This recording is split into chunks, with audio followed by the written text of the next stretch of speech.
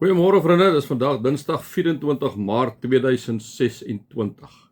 Mag dit vir julle sommer net 'n wonderlike dag wees vandag daar by julle ook al bevind. Kom ons raak net so vir 'n wyle stil in die teenwoordigheid van die Here.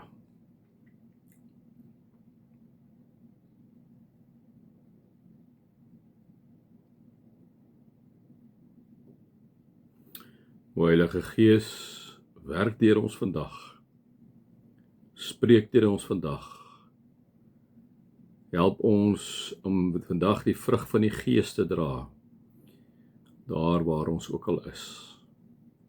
Amen. Vrede mag daar vir julle inderdaad genade en vrede en oorvloed wees, om julle God ken, Jesus ken en die Heilige Gees ken.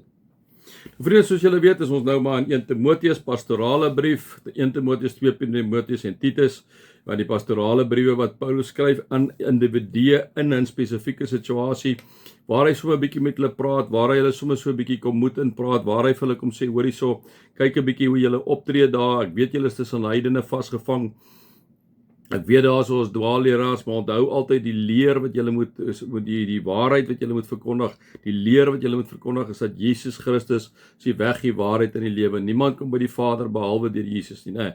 Ons weet van Paulus, vriende, ons weet Paulus het daardie absolute oortuiging gehad nadat hy op die pad van Damaskus geslaan is deur 'n ligstraal, dat hy neergeval het en Jesus vir hom gevra het, Saul, waarom vervolg jy my? En hy gevra het, wie is u? En hy het gesê, Jesus. En van daar af het Saul se lewe so omgekeer, waar hy die kinders van die Here vervolg en in tronke gesmyt het, die eenvoudig absoluut vir Jesus gelewe. Nadat jy so 'n ervaring gehad het, kan jy ook nie anders nie, nee.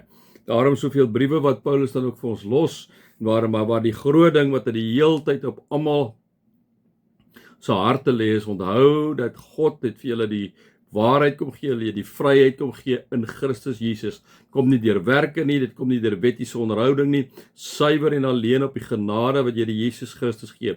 Wanneer jy in hom glo, sal jy die ewige lewe hê. Nie deur dit wat jy doen nie, maar dit wat jy deur die feit dat Jesus in genade vir jou kom sterf het en jy dit aanvaar, nee. So Paulus is maar die hele tyd daarmee besig in al sy briewe. En weer eens hierso in wanneer hy met Timoteus praat, die jong seun praat, wat op baie stadium 'n leier van die gemeente in Efese was, is dit ook nie minder so nie. Dis presies so, nee. Hy kom sê vir hulle, ons het al reeds die vorige goed gelees waar hy gesê het, moenie dat iemand op jou neersien omdat jy jonk is nie, maar wees 'n voorbeeld vir die gelowiges, woord, gedrag, liefde, geloof en reinheid. En dan die volgende vers 13. Totdat ek kom, moet jy jou daarop toelê om uit die skrif voor te lees, te preek en onderrig te gee. Moenie die genadegawe wat jy het verwaarloos en om jy die skrif te deel met die mense om te preek en by hulle te wees en van Jesus te vertel. En nou vriende, ons is baie gelukkig en geseën dat ek en jy die volle Bybel het. Daai mense het mos nie daai tyd al die goed gehad nie. Miskien stukke daarvan gehad, nee. Maar hulle het nie die Bybel gehad soos wat ek en jy hom nou vandag het nie. En wat sê Paulus? Hy sê vir hom, totdat ek kom, moet jy jou daarop toelê om die skrif voor te lees, te preek en onderrig te gee. Vriende, daarom is dit so belangrik dat ek en jy uit die Bybel bestudeer by die huis, nee. Ons is in lydenstyd, ons is in 'n tyd waar ons sê, maar wat moet ons fokus wees? Ons fokus moet tog primêr en te alle tye Jesus Christus wees. Ons fokus moet te alle tye wees die gekruisigde Christus, liewe vriende, en die manier hoe ons optree moet altyd 'n rigtingwyser wees na Jesus toe, nee. Daarom is dit belangrik om Sondag by mekaar te kom. Daarom is dit belangrik om in klein groepe by mekaar te kom. Vriende, ons het so baie ander prioriteite. Ons het so baie ander goed wat ons vir ons beskou as belangrik, dat dit wat die belangrikste is, wat 'n ewigheidswaarde het, is dikwels die goeders by jou en my wat nie daai prioriteit is nie. En ek en jy moet weer gaan ondersoek en stel om te sê, maar wat is regtig prioriteit? Is God se goed vir my prioriteit? Of is dit die eerste dingetjie wat mag gaan? Wanneer dit 'n bietjie druk by die werk gaan en ek is betrokke ergens in God se koninkryk hier in die plaaslike gemeente, en dit is die eerste ding wat gaan is dit. Die eerste ding wat gaan is dit.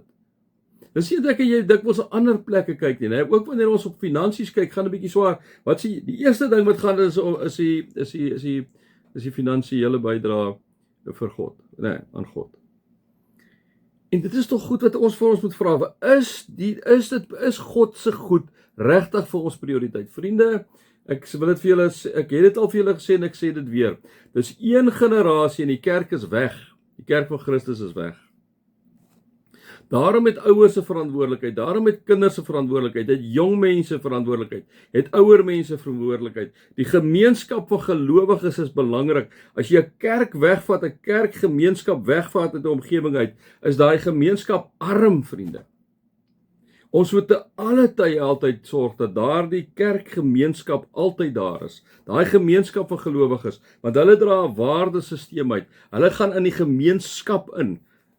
En hulle gaan wees daar lig vir die gemeenskap, né? So Paulus kom sê vir hom, hoorie, so totdat ek kom moet jy jou daarop toelê om met die skrif voor te lees, te preek en onderrig te gee. Moenie die genadegave wat jy het verwaarloos nie. En ek dink Paulus sê dit vir ons vandag ook. Waar jy ook al is, moet jy moet 'n preek wees wat mense lees. Dit is aan jou gegee deur die profeseë toe die raad van die ouderlinge jou die hande opgelê het. Lê jou op hierdie dinge toe. Leef daarin sodat almal jou vordering kan sien. Let goed op jou lewe en jou leer, volhard daarin, want deur dit te doen sal jy jouself red sowel as die wat na jou luister. Om sê Paulus vir die jong Timoteus. Julle kan maar weer 'n bietjie daarna lees. Dit is vandag my 5 sent. Mag julle God se liefde ervaar, sy genade ervaar en sy teenwoordigheid ervaar. Amen.